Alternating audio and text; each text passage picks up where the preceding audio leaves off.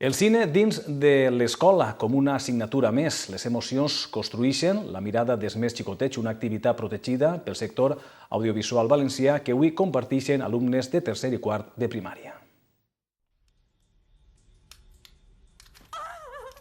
El miedo, la emoción, el esfuerzo son valores que el cine nos transmite y que a través de los ojos de los más pequeños se convierten en sensaciones que van construyendo su carácter. Me enseñó que aunque sea muy rara la persona o el animal, te puede salvar la vida. Tienes que dejar a un amigo solo, no tienes que echarle la culpa a un amigo. El cine como una asignatura más es el propósito de esta iniciativa que combina disfrute y conocimiento. Facilitar el acceso de los niños al audiovisual en tanto que artefacto cultural de disfrute y también transmisor de cultura. Creemos que es un genial transmisor de cultura.